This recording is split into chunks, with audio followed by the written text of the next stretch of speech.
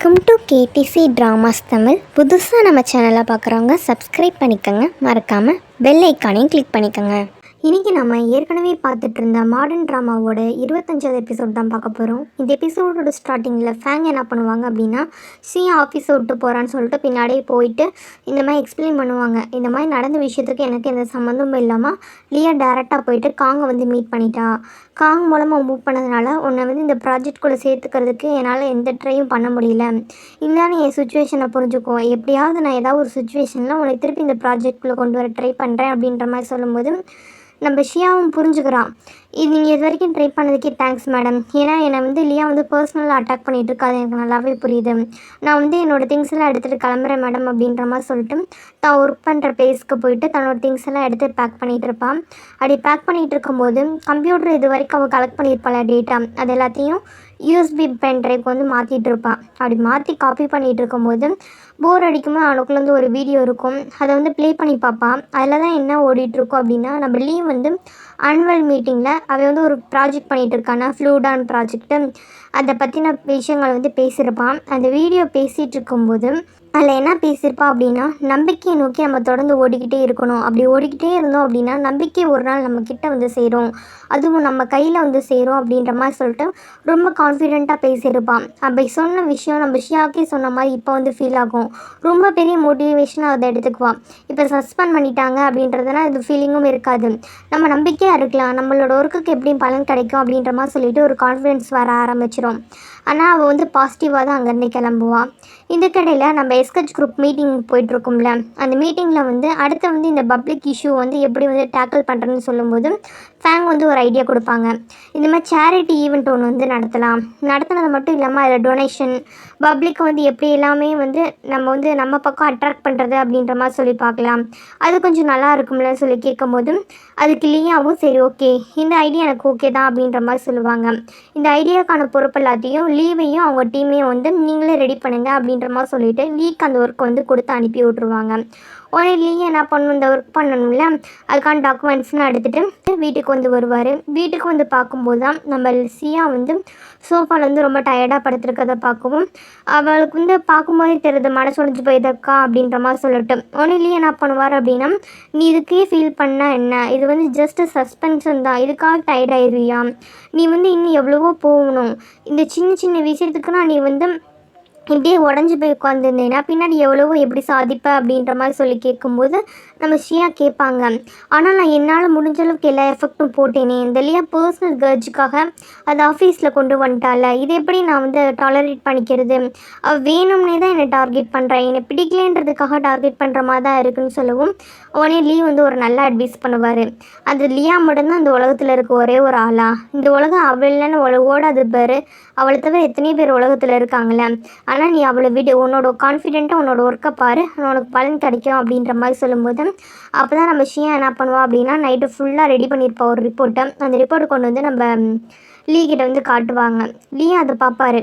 ஏன்னா இப்போ வந்து ஷியா ரெடி பண்ணி கொண்டு வந்துருக்காங்களே ரிப்போர்ட்டு, இதே ரிப்போர்ட்டில் இருக்க விஷயத்தை தான் நம்ம ஃபேங் மேடம் சொல்லியிருப்பாங்க, அதை சேரிட்டி ஈவெண்ட் மாதிரி ரெடி பண்ணலாம் அப்படின்ற மாதிரி சொல்லிட்டேன். ஆனால் 2 பேரில் வந்து ஒன்று வித்தியாசம் அப்படின்னா, இவ வந்து சாரி கேட்கணுன்றதை மென்ஷன் பண்ணியிருப்பாங்க, அவங்க மென்ஷன் பண்ணியிருக்க மாட்டாங்க. இந்த விஷயம் பார்த்துட்டு ஓ ஸ்டூடெண்ட்டும் மாஸ்டரும் ஒரே மாதிரி யோசிச்சிருக்கீங்களா அப்படின்ற மாதிரி சொல்லிவிட்டு, சரி என்கிட்ட தான் இந்த ப்ராஜெக்ட் வந்து இருக்கு, நான் நாளைக்கு போய் வந்து ஆஃபீஸில் சொல்கிறேன் அப்படின்ற மாதிரி சொல்லும்போது சரி ஓகே அப்படின்ற மாதிரி சொல்லிவிட்டு நம்ம ஷியாவும் சொல்லிகிட்டு இருப்பான். அவளுக்கு என்ன அப்படின்னா, இத்தனை நாள் இந்த எஸ்கச் குரூப் வந்து வேலை பார்த்துருந்தா, அந்த மீட்டிங்க்கான வேலை பார்த்துருக்கான், திடீர்னு வேலையை விட்டு போனாலும் தன்னோட உழைப்பு வேணால் போகக்கூடாது, ஏதாவது ஒரு விதத்தில் கம்பெனிக்கு யூஸ் ஆகட்டும் அப்படின்றதுக்காக தான் அவள் இந்த மாதிரி வந்து தன்னோட ஒர்க்கை வந்து நம்ம லீ கிட்ட கொடுத்து அதை வந்து ப்ரெசென்ட் பண்ண சொல்லுவாங்க. அடுத்து நம்ம ஹீரோ என்ன பண்ணுவார் அப்படின்னா, அடுத்த நாள் மீட்டிங்கே போயிட்டு நம்ம ஷியா ரெடி பண்ணி கொடுத்துருப்பாங்க, அந்த ரிப்போர்ட் வந்து கொடுப்பாரு. ஆனால் அதில் அந்த அப்பாலஜி கேட்கணுன்ற விஷயத்த மட்டும் தூக்கிட்டு கொடுப்பாரு. அந்த விஷயத்த பார்க்கும்போதே நம்ம லியாவுக்கு புரிஞ்சு போயிடுது, இது வந்து ஷியாவோட ஒர்க் தான் அப்படின்ற மாதிரி சொல்லிட்டு. இருந்தாலும் என்ன பண்ணுறது, எதுவும் பண்ண முடியாமல் ஓகே அப்படின்ற மாதிரி சொல்லிடுவாங்க.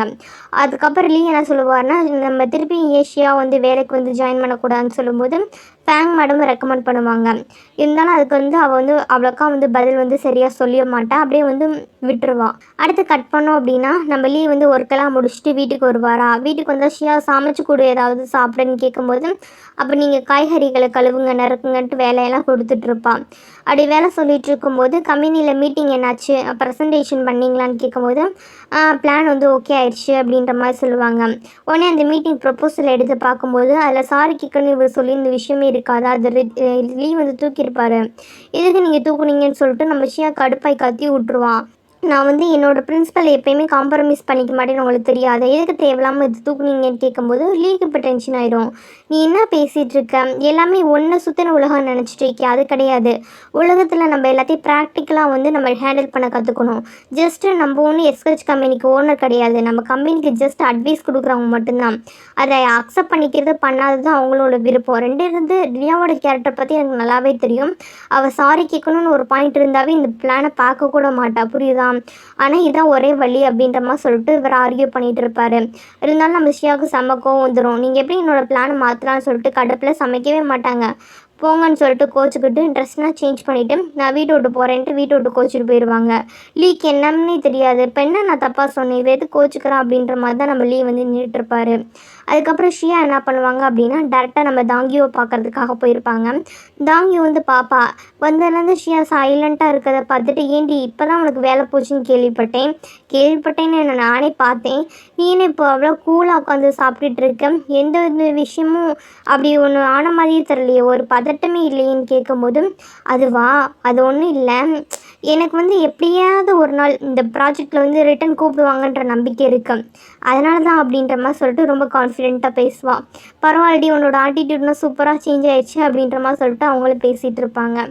அதுக்கப்புறம் நம்ம தாங்கி என்ன சொல்லுவாங்க அப்படின்னா வீட்டில் கொஞ்சம் பிரச்சனையாயிடுச்சுடி, இப்போ நியூ இயர் வருதுல்ல, அதனால் பாய் ஃப்ரெண்டை வந்து வீட்டுக்கு கூட்டிகிட்டு வா அப்படின்ற மாதிரி வீட்டில் ப்ரெஷர் பண்ணுறாங்க, என்ன பண்ணுறதுனே தெரில அப்படின்ற மாதிரி சொல்லும்போது அதான் உனக்கு பாய் ஃப்ரெண்ட் இருக்கான ஜூனு கூப்பிட்டு போக வேண்டியது தானே, எதுக்கு ஃபீல் பண்ணுற அப்படின்ற மாதிரி சொல்லிட்டு கிண்டில் பண்ணி ஓட்டிகிட்டு இருப்பாங்க. உனக்கு ஒவ்வொரு தாண்டி அப்படின்ற மாதிரி சொல்லிட்டு இவங்களும் பேசிகிட்டு இருப்பாங்க. இது ஒரு பக்கம் போயிட்டு இருக்கும்போது நம்ம லீக்கி அதாசியாக சமைச்சு போடலையே வேறு வழியே இல்லை, இன்ஸ்டன்ட் நூடுல்ஸ் தான் செஞ்சு சாப்பிட்டுட்டு இருக்கும்போது புலம்பிகிட்டு இருப்பார். நான் என்ன பண்ணி கம்பெனியில் அக்செப்ட் பண்ணிக்கலைன்னா என்னை பட்டினி போடுறாளே அப்படின்ற மாதிரி சொல்லிட்டு புலம்பிகிட்டே தான் சாப்பிட்டுட்டு இருப்பார். இதெல்லாம் ஒரு பக்கம் போயிட்டு இருக்கும்போது கரெக்டாக இவர் இப்படி புலம்பிகிட்டு இருக்க இந்த டைம் பார்த்து ஜூன் வந்து இந்த வீட்டுக்கு வந்து இங்கே வருவார். வந்து அவரோட லவ்வில் பிரச்சனை, அதான் அக்செப்ட் பண்ணிக்க மாட்டேன்ட்டால, இந்த மாதிரி போய் சொல்லிட்டு வந்துட்டேன் அப்படின்ற மாதிரி சொல்லிவிட்டு இதை எல்லா விஷயத்தையும் சொல்லிவிட்டு புலம்பிகிட்டு இருப்பார். என்னால் என்ன தான் இருந்தாலும் அந்த பொண்ணை வந்து அந்தளவுக்கு லவ் பண்ணாலுமே அந்த விஷயத்த சொல்லி அவள் அக்செப்ட் பண்ணிக்க மாட்டேன்றான்றப்ப விட்டுட்டு வர முடியலடா அப்படின்ற மாதிரி ஃபீல் பண்ணும்போது அதுக்கு நம்ம லீ என்ன சொல்லுவார் அப்படின்னா நீ கூட பரவாயில்ல, நானே என்னோட லவ்வையும் சொல்லாமல் உட்காந்துருக்கேன் தெரியுமா, ஏன்னா ஒரு பொண்ணு வீக்காக இருக்க டயத்தில் போயிட்டு நம்ம லவ் சொல்லி நம்ம லவ் அக்செப்ட் பண்ணிக்க சொல்லி அது எவ்வளோ நாள் நிலச்சிருக்கும்னு நினைக்கிறேன் அப்படின்னா கிடையாது. அவங்க ஸ்ட்ராங்காக இருக்கும்போது நம்ம சொல்லி அக்செப்ட் பண்ணிக்கிட்டாங்கன்னா மட்டும்தான் லைஃப்லாம் நம்ம கூடயே ட்ராவல் பண்ணுவாங்க. ஏன்னா அப்போ வந்து தெளிவாக முடிவெடுத்திருப்பாங்க. ஏன்னா அவங்க பலவீனமாக இருக்கும்போது முடிவெடுக்கும்போது நமக்கு சாதகமாக நம்ம வந்து அதை மாற்றிக்க கூடாது, அது நல்ல மனசு இல்லை அப்படின்ற மாதிரி சொல்லிவிட்டு ஒரு நல்ல அட்வைஸும் பண்ணுவார், கொஞ்சம் டைம் கொடு அப்படின்ற மாதிரி சொல்லிவிட்டு. இவர் சொல்கிறத பூராமே ஷியாவை நினச்சி தான் சொல்லிகிட்டு இருக்காரு. பட் அதை வந்து அவனுக்கு அட்வைஸ் பண்ணுற மாதிரியே சொல்லிகிட்டு இருப்பாங்க. இவங்களுக்குள்ள கான்வர்சேஷன் இது இப்படி போயிட்டு இருக்கும்போது இன்னொரு பக்கம் நம்ம லூசியை தான் காட்டுவாங்க, அதை ஜினியாவோட பாய் ஃப்ரெண்டு. அவள் வேலை தேடி ஒவ்வொரு கம்பெனியாக அலைஞ்சிட்டு இருப்பான். எல்லா கம்பெனிக்கு போனாலுமே இன்டர்வியூவில் என்ன கேட்பாங்க அப்படின்னா இதுக்கு முன்னாடி என்ன பண்ணிகிட்டு இருக்கீங்கன்னு ஒரு கொஸ்டின் வரும்ல, அல்லவே இந்த மாதிரி ஒரு ஸ்டார்ட் அப் கம்பெனி ஸ்டார்ட் பண்ணி பிஸ்னஸ் பண்ணியிருந்தேன், அதை வந்து லாஸ் ஆயிடுச்சுன்னு சொல்லுவோம். ஒரு பிஸ்னஸ் ரன் பண்ண தெரியாதவங்களுக்கு நாங்கள் இந்த ஃபீல்டில் வந்து ஒர்க் கொடுக்க முடியாதுன்னு சொல்லிட்டு எல்லா பக்கமே ரிஜெக்ட் பண்ணி விட்டுருவாங்க. அவனுக்குலாம் என்ன பண்ணுறதுனே தெரில, ஒரு வேலை கூட நம்மளால் முடியலையே அப்படின்ற மாதிரி சொல்லிவிட்டு அவன் வந்து ரொம்ப வந்து மனசு உடைஞ்சு போயிடுவான், என்ன ஃபீல் பண்ணுறதுனே தெரியாமல். இதே டைம் நம்ம ஜினியாவை தான் காட்டுவாங்க. அவங்களுக்கு வந்து இப்போ வந்து என்ன பண்ணியிருப்பாங்க அப்படின்னா எஸ்கேஜ் குரூப்பில் தான் அவங்க இன்னும் ஒர்க் பண்ணுவாங்க. அவங்களுக்கு வந்து பைண்டிங் மெட்டீரியல்ஸ் இப்போ புதுசாக வந்து சேரிட்டி ஈவெண்ட் நடக்குதுல்ல, அது வந்து ரெடி பண்ணி கொடுக்கணும் அப்படின்ற மாதிரி சொல்லிவிட்டு ஆர்டர் போட்டிருப்பாங்க. அதனால் அதுக்கான மெட்டீரியல்ஸ் எல்லாம் ரெடி பண்ணிகிட்டு இருப்பாங்க. அவங்களுக்கு என்ன அப்படின்னா லியாவுக்கு முன்னாடி அவங்களுக்கும் ஆகாதுல்ல, அந்த விஷயத்தை வச்சு லியா லாஸ்ட் மினிட்ல பழி வாங்கிட்டா என்ன பண்ணுறதுன்னு சொல்லிட்டு ரொம்ப டென்ஷனாக இருப்பாங்களா. அந்த டைம் இந்த விஷயத்தெல்லாம் நோட் பண்ண லூசி என்ன சொல்லுவான் அப்படின்னா நீ வந்து இந்த ப்ரொஃபஷ்னலையும் பர்சனலையும் போட்டு குழப்பிக்காத. உன்னோட ப்ரொஃபஷ்னல் ஒர்க் வந்து சூப்பராக இருக்குல்ல, அதை மட்டும் வச்சு பாரு. ஏன்னா திறமை இருக்கும்போது அவங்க கண்டிப்பாக வந்து ரிஜெக்ட் பண்ணுறதுக்கு வாய்ப்பே இல்லை. நீ ஃபீல் பண்ணாத அப்படின்ற மாதிரி சொல்லிட்டு ஆறுதலாக பேசிகிட்டு இருப்பாங்க. இவங்கெல்லாம் இந்த மாதிரி ஒவ்வொருத்தவங்களுக்கும் ஒவ்வொரு சைடு போயிட்டுருக்குல்ல. இப்படி போயிட்டுருக்கும்போது நம்ம ஹீரோவோட அந்த ப்ளூடா ப்ராஜெக்ட் இருக்குல்ல, அதில் வந்து புதுசாக ஒரு இன்வெஸ்டர் வந்து நான் வந்து கேபிட்டல்லேருந்து வந்திருக்கேன், உங்கள் ப்ராஜெக்டை வாங்குறதுக்கு நான் ரெடியாக இருக்கேன் அப்படின்ற மாதிரி சொல்லிவிட்டு இன்வெஸ்ட் பண்ணுறதுக்கு வந்து ரெடியாக இருக்கேன்ற மாதிரி சொல்லுவாங்க. ஆனால் நம்ம ஹீரோ லீக்கு வந்து அது கொஞ்சம் டவுட்டாகவே இருக்கும். ஏன்னா இந்த ப்ராஜெக்ட் வந்து இப்போ தான் டெவலப்மெண்ட் ஸ்டேஜில் இருக்குது. இன்னும் வந்து அதுக்கு அடுத்த ஃப்யூச்சரில் எப்படி போகும், ப்ராஃபிட் எவ்வளோ வரும், ஃப்யூச்சரில் எந்தளவுக்கு நமக்கு லாபம் கிடைக்கும் எதுவுமே தெரியாது. ஜஸ்ட் ஸ்டார்ட் அப் ப்ராஜெக்ட் தான்.